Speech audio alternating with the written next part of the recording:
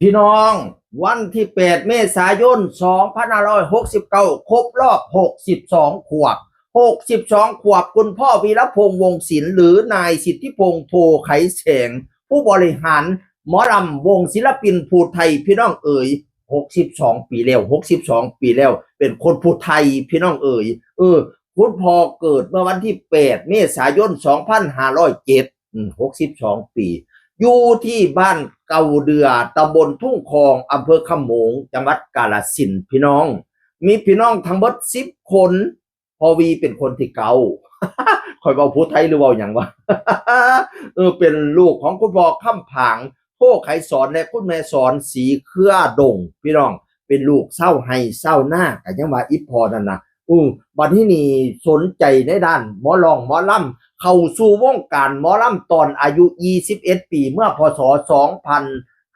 2528เข้ามาสังกัดหมอลำคณะซุปเปอร์สารคามจากนั้นก็ไปอยู่ซุปเปอร์มหาการซึ่งเป็นหมอลำทำนองกาฬสินธุ์แล้วก็มาอยู่ที่หมอลำคณะฟ้าสีคามอันนี้ก็ทำนองกาฬสินธุ์ดังเด้อฟ้าสีคามนี่ก็ได้พี่น้องเอ๋ยสุดท้ายเมื่อพศ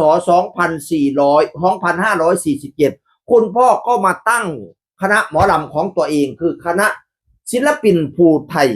วีรพงษ์วงศ์ศิลป์พี่น้องเอ๋ยเป็นทำนองกาฬสินธุ์ทำนองกาเต้นก่อนเป็นการอนุรักษ์รักษา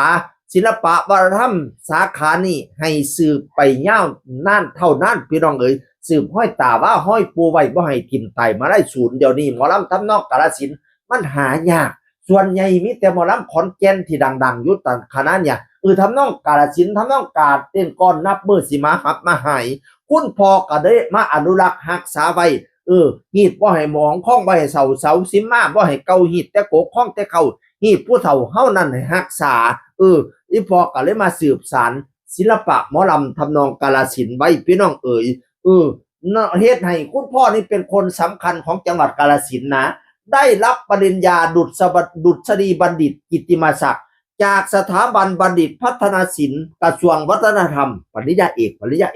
แล้วก็ได้รับปริญญาปรัชญาดุษฎีบัณฑิตกิตติมศักดิ์สาขานิเทศศาสตร์จากมหาวิทยาลัยกาฬสินธุ์ด็อกเตอร์นี่เนาะด็อกเตอร์เนาะดุษฎีบัณฑิตเนี่ยพี่น้องเอ้ยได้ด็อกเตอร์2ด็อกเตอร์พุ่นเอ้ยพอน่ะแต่คุณพ่อน่ะจบชั้นป .4 ที่โรงเรียนบ้านเกิดนั่นแหละพี่น้องเอ๋ยโรงเรียนบ้านเก่าเดือนอกจากนั้นคุณพ่อก็มีตำแหน่งหน้าที่เป็นผู้บริหารหมอลำคณะศิลปินภูไทยเป็นอาจารย์พิเศษของวิทยาลัยนาฏศิลป์กาฬสินธุ์แล้วก็เป็นนายกสมาคมหมอลำจังหวัดกาฬสินธุ์ด้วยได้รับรางวัลศิลปินมรดกอีสานจากมหาวิทยาลัยขอนแก่นหลายตำแหน่งนะคุณพ่อนะเมื่อวันที่8เมษายนฐานะศิลปินภูไทยก็มาอวยพรวันเกิดแฮปปี้เบิร์ธเดย์ให้คุณพ่อ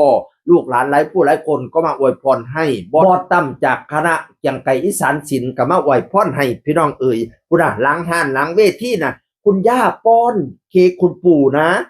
ภรรยาคุณพ่อน่ะป้อนเค้กคุณพ่อนะสวีทหวานแหววมากเค้กก้อนนี้พี่น้องเอ๋ย นอกจากนั้นลูกไส้เตยอภิสิทธิ์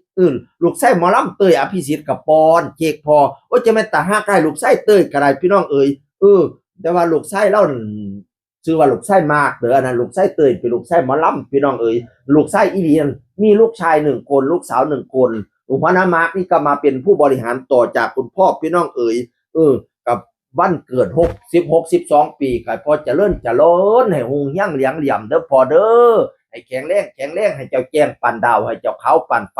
ความเจ็บยะสุใดความไข่ยะสุมีให้เจ้าแข็งปันผ้าให้เจ้ากล้าปันตะวันถึกเดชกะยะไม่เปลี่ยนไข่กะยะมองสุดไปพ้นให้เจ้าพ้นมาไม่สุดไปไม่ให้เจ้าแตกยอดมาไปกะยะฆ่ามากกะยะของยะได้มนคือตองยะได้มองคือเทายะได้เกาเสียสีให้ว่านั่งดีสีใสสองพระกำลังป้องไพ่ตองยะได้มีสุขะสุขิล้นกำลังก้นล้นลื่นอายุยืนหอดรอยจนสิ้นศาสนาหาผู้เด้อพ่อเอ้ยอยู่กับลูกกับเต้าไปโดนเป็นกกโป้ใหญ่กกให้หนาตุ่มลูกให้เป็นเงาตุ่มเต้าให้เป็นห้อ